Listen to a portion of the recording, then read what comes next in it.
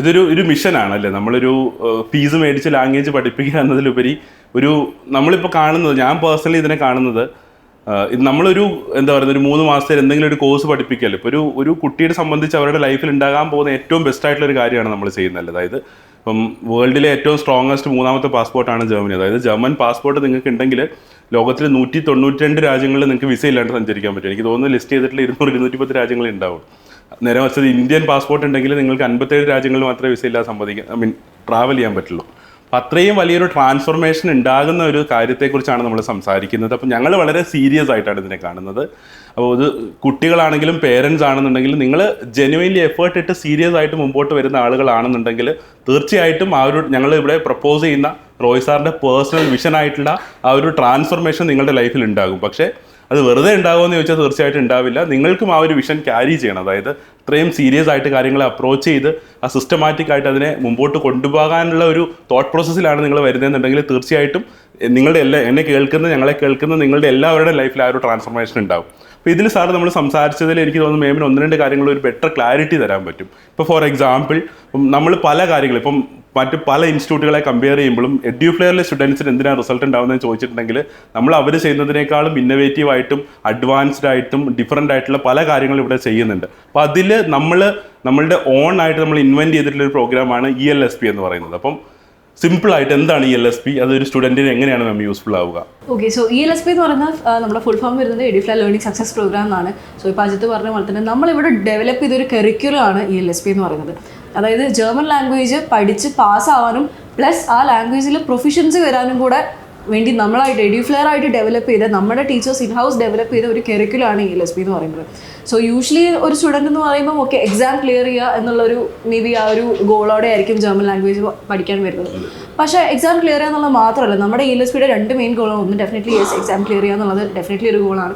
അത് മാത്രമല്ല proficiency, because for the employer interview അവർക്ക് ജർമ്മൻ ലാംഗ്വേജ് ആവശ്യമാണ്. അവിടെ ചെന്ന് കഴിഞ്ഞാൽ അവർക്ക് ലാംഗ്വേജ് ആവശ്യമാണ്. അപ്പോൾ ആ ലാംഗ്വേജിൽ പ്രൊഫിഷ്യൻസി വരിക എന്നുള്ള ആ 2 ഗോളും കൂടെ നമ്മൾ കൺസിഡർ ചെയ്തിട്ടാണ് ELSPയുടെ ഒരു കരിക്കുലം നമ്മൾ ഫോം ചെയ്തിട്ടുള്ളത്. അപ്പം അതിൽ റോയ് സാറ് പറഞ്ഞു നമ്മൾ പഠിപ്പിക്കുന്ന രീതി നമ്മൾ പറഞ്ഞു 4 hours പഠിപ്പിക്കുന്നുണ്ട്. നമ്മൾ സാറ്റർഡേയ്സ് നമ്മൾ ടെസ്റ്റ് നടത്തുന്നുണ്ട്. ഓരോ ലെവൽ കഴിയുമ്പോഴും ഗോയിറ്റയിൽ അല്ലെങ്കിൽ അവർ ഏതൊരു ഇൻസ്റ്റിറ്റ്യൂട്ടിൽ പോയിട്ടാണ് എക്സാം എഴുതുന്നത് ആ ഒരു മോഡൽ നമ്മൾ മോക്ക് എക്സാംസ് നടത്തുന്നുണ്ട്. ഇത് മാത്രമല്ല നമ്മുടെ ടീച്ചിങ് മെത്തേഡ് എന്ന് പറയുന്നത് നമ്മളൊരു 3+1 മോഡലാണ്. ദാറ്റ് നമ്മൾ 4 hours പഠിപ്പിക്കുന്നുണ്ടെന്ന് പറഞ്ഞു. 3 hours തിയറി അല്ലെങ്കിൽ കോൺസെപ്റ്റ്സ് ആയിരിക്കും നമ്മൾ പഠിപ്പിക്കുന്നുണ്ടാവുക. 1 hour അവർക്ക് പ്രാക്ടിക്കൽ ലേണിംഗ് ആണ് നമ്മൾ പ്രൊവൈഡ് ചെയ്യുന്നത്. അപ്പം അഗൈൻ ലാംഗ്വേജ് എന്ന് പറയുന്നത് നമ്മൾ പറഞ്ഞു നമുക്ക് ഒരിക്കലും തിയറി മാത്രം വെച്ച് പഠിക്കാൻ പറ്റുന്ന ഒരു കാര്യമല്ല. Practice is very important. അപ്പം അത് നമ്മുടെ കരിക്കുലത്തിൽ നിന്ന് നമ്മൾ ഡെവലപ്പ് ചെയ്തിട്ടുണ്ട്. അതും ഒരു ആർബിട്രറി ആയിട്ടല്ല നമ്മൾ ചെയ്തിരിക്കുന്നത്. അത് ഓരോ ലെവലും that is A1 A2 B1 B2 നമ്മൾ പഠിപ്പിക്കുന്ന ലെവൽസിനൊക്കെ ഒരു സെറ്റ് ആയിട്ടുള്ളൊരു കരിക്കുലം നമ്മൾ ഫോം ചെയ്തിട്ടുണ്ട്. അതായത് ഇപ്പം A1 സപ്പോസ് 30 days ആണ് നമ്മൾ പഠിപ്പിക്കുന്നെങ്കിൽ ഓരോ ദിവസവും 30 ദിവസത്തിൽ ഓരോ ദിവസവും എന്താണ് പഠിപ്പിക്കേണ്ടത്, അതിന് ആ പഠിപ്പിച്ച കാര്യത്തിനോട് റിലേറ്റഡ് ആയിട്ടുള്ള പ്രാക്ടിക്കൽ ആക്ടിവിറ്റി എന്താണെന്നുള്ളത് ഓൾറെഡി നമ്മുടെ ടീച്ചേഴ്സ് ഈ ഒരു കരിക്കുലത്തിൽ ഡെവലപ്പ് ചെയ്തിട്ടുണ്ട്. സോ അത് ഓരോ ലെവലാകുമ്പോൾ അത് അഡ്വാൻസ് ലെവലിലേക്ക് പോകുമ്പോൾ കുറച്ചും കൂടി മേ ബി സ്പീക്കിങ്ങിന് ഇമ്പോർട്ടൻസ് കൊടുത്തിട്ടും എന്താണോ അന്നന്ന് പഠിപ്പിക്കുന്ന കാര്യങ്ങൾ അന്നന്ന് പഠിക്കുക എന്നുള്ളൊരു കാര്യം നമ്മൾ പറഞ്ഞു. അപ്പം അതിനെ ഹെൽപ്പ് ചെയ്യുന്ന രീതിയിലുള്ള പ്രാക്ടിക്കൽ ആക്ടിവിറ്റീസാണ് നമ്മൾ സ്റ്റുഡൻസിന് കൊടുക്കുന്നത്. അതും പ്രാക്ടിക്കൽ ആക്ടിവിറ്റി എന്ന് പറയുമ്പോൾ ഒരിക്കലും ഭയങ്കര ബോറിംഗ് ആയിട്ടുള്ള കാര്യങ്ങളല്ല. നമ്മൾ ഫണ്ടിലൂടെ ഗെയിംസിലൂടെ ഇപ്പം നമ്മൾ ദംഷാർട്സ് കളിക്കാറുണ്ട്. അത് ജർമ്മനിൽ ചെയ്യാം. ഇപ്പം ഞാൻ കണ്ടിട്ടുണ്ട് സ്റ്റുഡൻസ് ചെയ്യുന്നത് നല്ല രസമാണ് കണ്ടിരിക്കാൻ വേണ്ടി. അപ്പോൾ അങ്ങനെയുള്ള ആക്ടിവിറ്റീസ്, അതല്ലാതെ ഇപ്പം നമ്മൾ ഈ കഹൂട്ട് ക്വിസസ് മേ ബി കണ്ടിട്ടുണ്ട്. നമ്മുടെ ഫോണിൽ ത്രൂ ചെയ്യുന്ന ഒരു തിങ്ങാണ് അങ്ങനെയുള്ള കാര്യങ്ങൾ. അതല്ലാതെ ഇപ്പം പിക്ഷണറി നമ്മൾ വരച്ച് കാണിച്ചിട്ട് വേർഡ് ഗെസ് ചെയ്യുക, അങ്ങനെയുള്ള ഡിഫറെൻറ്റ് ഗെയിംസ് ത്രൂ ഒക്കെയാണ് നമ്മൾ ഈ ഒരു ELSPയിൽ കൂടെ നമ്മൾ പഠിപ്പിക്കുന്നത്.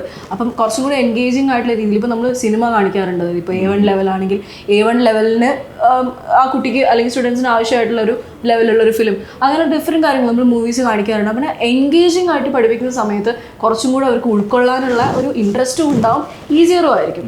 അപ്പം അങ്ങനെയുള്ള കാര്യങ്ങളോട് നോക്കിയിട്ടാണ് നമ്മൾ ELSP ഡെവലപ്പ് ചെയ്തിട്ടുള്ളത്. അഗൈൻ ഇൻ ഹൗസ് കരിക്കുലമാണ്. നമ്മുടെ ടീച്ചേഴ്സ് തന്നെ എക്സാം ക്ലിയർ ചെയ്യാൻ മാത്രമല്ല പ്രൊഫിഷ്യൻസിയും കൂടെ വരാനുള്ള കാര്യങ്ങൾ നോക്കിയിട്ടാണ് കരിക്കുലം ഫോർ ഈച്ച് ലെവൽ അത് ഡീറ്റെയിൽഡ് ആയിട്ട് സെറ്റ് ചെയ്തിട്ടുണ്ട്. അപ്പം ഒരു കുട്ടി 8 മാസം പഠിക്കുമ്പം ഓരോ ലെവലിൽ പഠിക്കുന്ന സമയത്തും അതിലുള്ള കാര്യങ്ങൾ ഇപ്പം എന്താ പറയുക തിയറി മാത്രമല്ല, ഓരോ കോൺസെപ്റ്റ്സ് മാത്രം അല്ലെങ്കിൽ വൊക്കാബുലറി ഗ്രാമർ ഇത് മാത്രമല്ല ലാംഗ്വേജിൽ പ്രൊഫഷണൽ ആവാനുള്ള കാര്യങ്ങൾ കൂടെ ELSPയിൽ നമ്മൾ ഇൻക്ലൂഡ് ചെയ്തിട്ടുണ്ട്. സാർ ഇപ്പോൾ ഇതിൽ മാം പറഞ്ഞതിൽ റിലവൻ്റ് ആയിട്ടുള്ളൊരു കാര്യം എന്താ വെച്ചാൽ 99% ഓഫ് ദ അതർ ലാംഗ്വേജ് ഇൻസ്റ്റിറ്റ്യൂട്ടിൻ്റെ ഫോക്കസ് എന്ന് പറയുന്നത് അവരെ ആ ഒരു സർട്ടിഫിക്കേഷൻ ബോഡിയുടെ എക്സാം ക്ലിയർ ചെയ്യിക്കുക എന്നുള്ളതാണ്. അത് ഗോയിറ്റ സെൻറ്ററും ആവാം, OSD ആവാം, ECL ആവാം, ടെൽക്ക് ആവാം, വാട്ട് എവർ.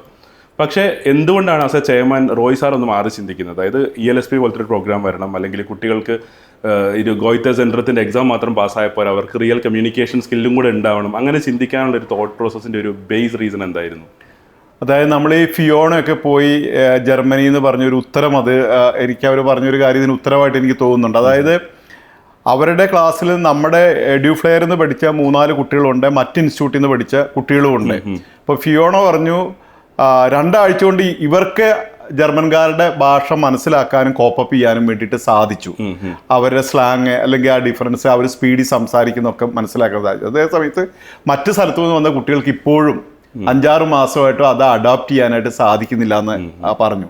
അപ്പോൾ നമ്മൾ ശരിക്ക് നമ്മുടെ ആ C1 C2 മാസ്റ്റേഴ്സൊക്കെ കഴിഞ്ഞ് ടീച്ചേഴ്സിനെ റിയൽ ആയിട്ടുള്ള ജർമ്മൻ പഠിപ്പിക്കാനുള്ള കേപ്പബിലിറ്റി ഉണ്ട്.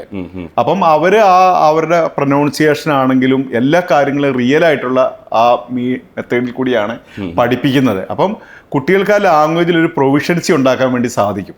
അപ്പം ELSP എന്ന് പറയുന്നത്, ഞാൻ എന്താണ് ആദ്യം തുടങ്ങിയപ്പോൾ എനിക്ക് മനസ്സിലായത്, കുട്ടികൾ ഒരു ഭാഷ പഠിക്കുമ്പം അവർ ബോറിംഗ് ആയിട്ട് പിറ്റേ ദിവസം രാവിലെ അവർക്ക് ക്ലാസ്സിൽ വരാനായിട്ട് കുറേ മടിയുണ്ട്. അതേ സമയത്ത് നമ്മൾ 3 അവർ തിയറി ക്ലാസ് കഴിഞ്ഞ് 1 അവർ പ്രാക്ടിക്കൽ സെഷൻ ആകുമ്പം അവർ ചിരിക്കുന്നു, കളിക്കുന്നു, ആക്ടിവിറ്റികളിൽ കൂടി പഠിക്കുന്നു, അവർക്കൊരു ഫൺ ഫീൽ അപ്പം ഡെവലപ്പ് ചെയ്യുന്നുണ്ട്. അപ്പോൾ ആ ഫീലോടുകൂടി അവർ വീട്ടിലോ ഹോസ്റ്റലിലോ പോകുമ്പോൾ അവർക്ക് വീട്ടിലോ ഹോസ്റ്റലിൽ ചെന്ന് പഠിക്കാനുള്ള ഒരു എന്തൂസിയാസം വരുന്നുണ്ട്, ഈ സബ്ജക്റ്റ് പഠിക്കാനായിട്ട് തോന്നുന്നുണ്ട്, പിറ്റേ ദിവസം രാവിലെ ക്ലാസ്സിൽ വരാനുള്ളൊരു ഇൻട്രസ്റ്റ് വരുന്നുണ്ട്.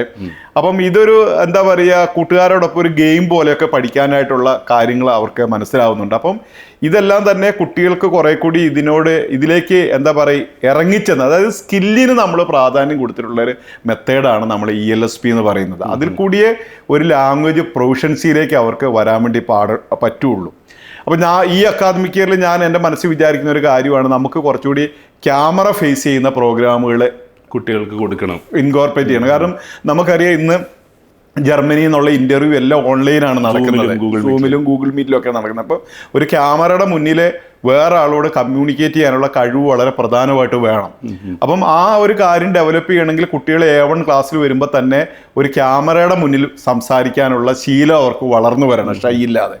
അങ്ങനെ വരുമ്പോഴേ അവർക്കത് ഈസി ആയിട്ട് വരുള്ളൂ. അപ്പം ഈ അക്കാദമിക് ഇയറിൽ നമ്മൾ പ്ലാൻ ചെയ്യുന്ന ഒരു കാര്യം എന്ന് പറയുന്നത്, എല്ലാ കുട്ടികളെ കൊണ്ട് ക്യാമറയിൽ 1 മിനിറ്റ് വീഡിയോ ചെയ്യിക്കുക, അവരെ പറ്റി സ്വന്തമായിട്ട് പറയുക, അങ്ങനെ പല കാര്യങ്ങളും ക്യാമറയുടെ മുന്നിൽ വെച്ച് സംസാരിച്ച് അവർ ശീലിച്ച് അവർക്ക് സ്വന്തമായിട്ട് വേണേൽ റീല് ചെയ്യാനുള്ള ഓപ്പർച്യൂണിറ്റി കൊടുക്കുക, അവർ ജർമ്മൻ ലാംഗ്വേജ് എങ്ങനെ പഠിക്കുന്നു, അവരുടെ ക്ലാസ് എങ്ങനെയുണ്ട്, ഇങ്ങനത്തെ കാര്യങ്ങളൊക്കെ അവർക്ക് പറയാൻ, ക്യാമറയുടെ മുന്നിൽ പറയാനുള്ള ഒരു ഓപ്പർച്യൂണിറ്റി കൊടുത്താൽ അവർക്ക് കുറേ കൂടി ലാംഗ്വേജ് ക്രാക്ക് ചെയ്യാനുള്ള കഴിവുണ്ടാവുമെന്നാണ് ഞാൻ വിചാരിക്കുന്നത്. ഇങ്ങനെ നമുക്ക് പ്രാക്ടിക്കലായിട്ടുള്ള എന്തെല്ലാം കാര്യങ്ങൾ നമുക്ക് ഇൻകോർപ്പറേറ്റ് ചെയ്യാൻ വേണ്ടി പറ്റുമോ, കുട്ടികൾക്ക് എങ്ങനെ സ്ട്രെസ് ഫ്രീ ആയിട്ട് പഠിക്കാൻ വേണ്ടി പറ്റുമോ, ഈ കാര്യങ്ങളെ പറ്റിയൊക്കെ നമ്മൾ ചിന്തിച്ച് ഇൻവോൾവ് ചെയ്യിച്ചാലാണ് നമുക്ക് മുന്നോട്ട് പോകാൻ പറ്റുന്നത്. പിന്നെ എൻ്റെ ഒരു കൺസെപ്റ്റ് എന്ന് പറയുന്നത്, നമ്മുടെ ഓർഗനൈസേഷൻ ആസ് എ വോൾ ഒരു ഹാപ്പിനെസ് ഉള്ള ഒരു സ്ഥലമായിരിക്കണം.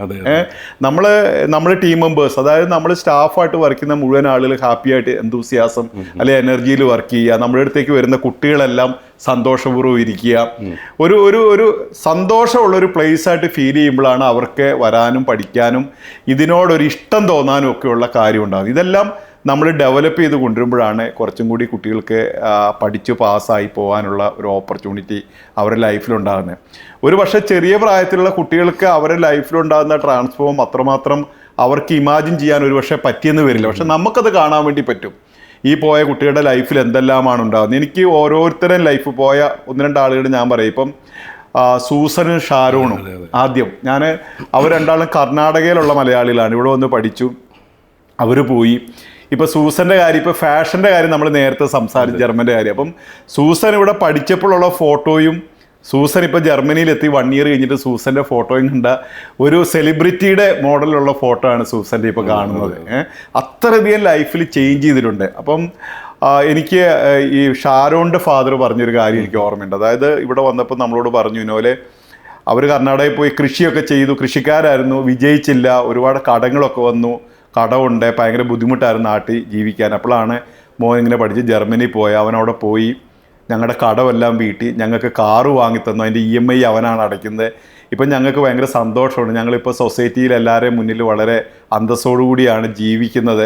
പണ്ട് ഞങ്ങൾക്ക് ഭയങ്കര വിഷമമായിരുന്നു, അതായത് അവർ ക്രിസ്ത്യൻ ആളുകളാണ്. പള്ളിയിലൊക്കെ പോകുമ്പം കടവും കാര്യങ്ങളും ഒരു പ്രാവശ്യം ജപ്തി ചെയ്യാൻ ബാങ്കിൽ നിന്ന് ആളുകൾ വന്ന് ഇങ്ങനെയൊക്കെയുള്ള ഒട്ടനവധി സീനുകളിൽ നിന്ന് ഇപ്പം മാറി ഇതെല്ലാം വീടി സന്തോഷമുള്ളൊരു ജീവിതം മോൻ ഇങ്ങനെ പഠിക്കാൻ പോയതിൻ്റെ ഭാഗമായിട്ടുണ്ടായിരുന്നു അവൻ. അപ്പം ഇതൊക്കെയാണ് എഡ്യൂഫ്ലെയറിനെ മുന്നോട്ട് നയിക്കുന്ന ഹാപ്പിനെസ് എന്ന് പറയുന്നത്. ഓരോ ആളുകളുടെയും സ്റ്റോറി, നമ്മുടെ അടുത്തുനിന്ന് പോയിട്ടുള്ള എല്ലാ വിദ്യാർത്ഥികളുടെയും സ്റ്റോറി. ഞാൻ ആലോചിക്കുകയാണ് ഫിയോണയുടെ ഫാദറെ അന്ന് വളരെ എന്താ പറയുക സങ്കടത്തോടു കൂടിയാണ് സംസാരിച്ചത്. സങ്കടവും സന്തോഷമുണ്ട്. കാരണം 19 വയസ്സുള്ള മോള് മാസം അയക്കുന്ന പൈസ വാങ്ങേണ്ട സാഹചര്യം ആലോചിക്കുമ്പോൾ സങ്കടം തോന്നുന്നുണ്ട്. പക്ഷേ അവിടെ ലൈഫ് സെറ്റിൽഡ് ആയല്ലോ എന്ന് ആലോചിക്കുമ്പോൾ പ്രൗഡ് ഫീൽ ചെയ്യുന്നുണ്ടെന്നും പറഞ്ഞു. അങ്ങനെ ഒട്ടനവധി കുട്ടികളുടെ ജീവിതത്തിൽ നമുക്ക് ഇങ്ങനെയുള്ള ട്രാൻസ്ഫോർമേഷൻ കൊണ്ടുവരാൻ വേണ്ടി സാധിക്കണം. അതിന് നമ്മളെല്ലാവരും വളരെ ഡെപ്തിൽ എങ്ങനെ കുട്ടികളെ പഠിപ്പിച്ച് പാസ്സാക്കാം എന്നുള്ള ഒരു കാര്യത്തിൽ റിസർച്ച് നടത്തി കൂടുതൽ ഇന്നൊവേറ്റീവായിട്ടുള്ള കാര്യങ്ങൾ നമുക്ക് കൊണ്ടുവരാൻ വേണ്ടി സാധിക്കണം. അങ്ങനെ അവരുടെ ലൈഫിൽ ഒരു വെളിച്ചമായിട്ട് മാറാൻ വേണ്ടി നമുക്ക് സാധിക്കണമെന്നാണ് എനിക്ക് തോന്നുന്നത്. സാർ, ഇപ്പോൾ ഇപ്പോൾ എന്നെ കേൾക്കുന്ന പേരൻസിനോടും അല്ലെങ്കിൽ സോക്കോൾഡ് ആര് കേട്ടാലും ഇതിൽ ഞങ്ങൾ മനസ്സിലാക്കുന്ന ഒരു കാര്യം എന്താ വെച്ചാൽ, ഇപ്പോൾ തീർച്ചയായിട്ടും ഈച്ച് ആൻഡ് എവ്രി ഡേ നമ്മൾ ഇൻപുട്ടുകൾ എടുത്തിട്ട് ഇത് ഇമ്പ്രൂവ് ചെയ്യണം. അതായത് എനിക്ക് ചലഞ്ച് ചെയ്യാൻ സാധിക്കും. അതായത് കേരളത്തിൽ അല്ലെങ്കിൽ ഇന്ത്യയിലുള്ള ഏത് ജർമ്മൻ ലാംഗ്വേജ് പഠിപ്പിക്കുന്ന ഏത് ഇൻസ്റ്റിറ്റ്യൂട്ടിലാണ് സ്വന്തമായിട്ട് ഒരു R&D research and development wing ഉള്ളത് നിങ്ങൾ അന്വേഷിച്ച് നോക്കുക. അപ്പം നമുക്ക് ഓൺ ആയിട്ടൊരു ടീമുണ്ട്. എൻറ്റയർലി അവരുടെ റെസ്പോൺസിബിലിറ്റി എന്ന് പറഞ്ഞിട്ടുണ്ടെങ്കിൽ ഈ പ്രോഗ്രാം എങ്ങനെ കുട്ടികൾക്ക് എങ്ങനെ ഈസി ആയിട്ട് പാസ്സാക്കാം, അല്ലെങ്കിൽ ഇതിൻ്റെ ക്വാളിറ്റി എങ്ങനെ ഇമ്പ്രൂവ് ചെയ്യാന്നുള്ള ഒരു ഒറ്റ ഫോക്കസിൽ വർക്ക് ചെയ്യുന്ന ഒരു ടീമുണ്ട്. നമുക്ക് R&D ടീമുണ്ട്. അപ്പോൾ ഇതിൻ്റെ ഒരു കോർ കോൺസെപ്റ്റ് ഇത്രയേ ഉള്ളൂ. ഞങ്ങളിത് ഓർഗനൈസേഷൻ സ്റ്റാർട്ട് ചെയ്ത സമയത്ത് ഇതേ രീതിയിലായിരുന്നില്ല, ELSP എന്നൊരു പ്രോഗ്രാം ഉണ്ടായിരുന്നില്ല.